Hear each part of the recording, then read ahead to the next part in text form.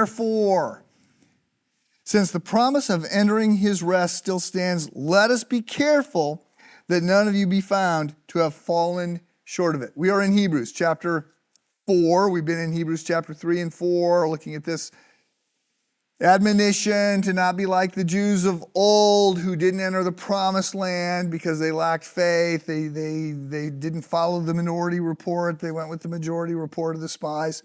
We looked at that yesterday, but we're being encouraged to enter into God's rest. And so I talked about the various different ways that the word rest is used and noted that ultimately this rest that we are looking for is the rest that we find in heaven.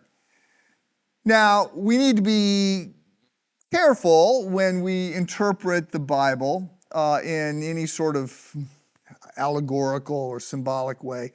There are different types of writing and genre in the Bible. Some of the things that we learn are more didactic, they're more prose, they're more just straight up instruction.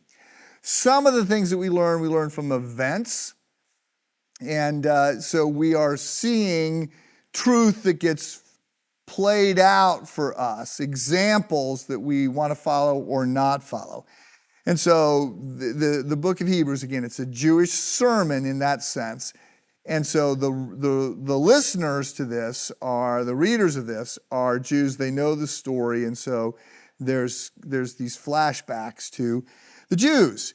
And so the whole idea is don't be like them and enter into the Sabbath rest.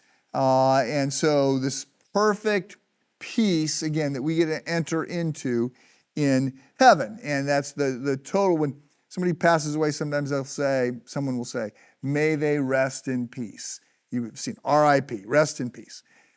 And that doesn't mean physically rest. That means may their soul be at rest. May they be perfectly content.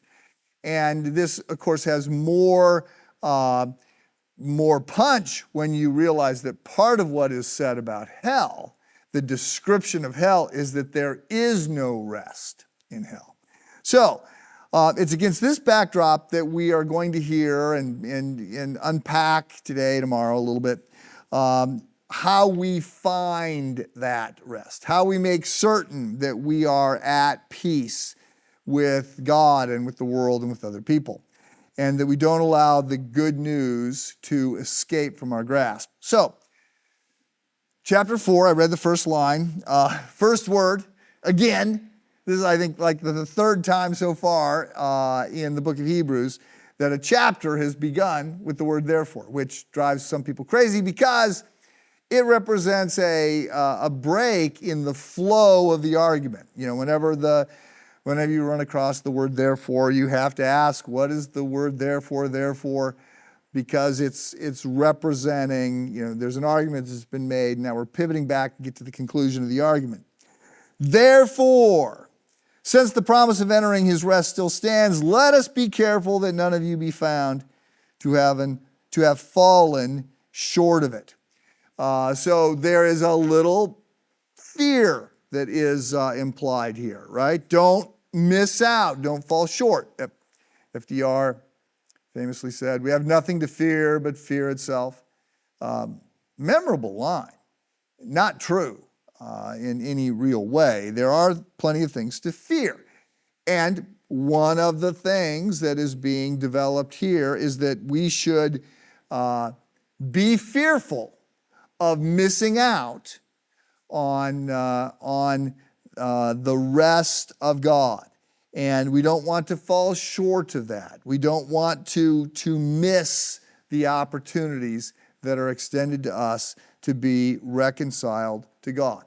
And we're told in the Old Testament, and we'll talk tomorrow about salvation in the Old Testament, we're told in the Old Testament that the Lord, God, this is Exodus, this is going back to the people that are the example of what not to do.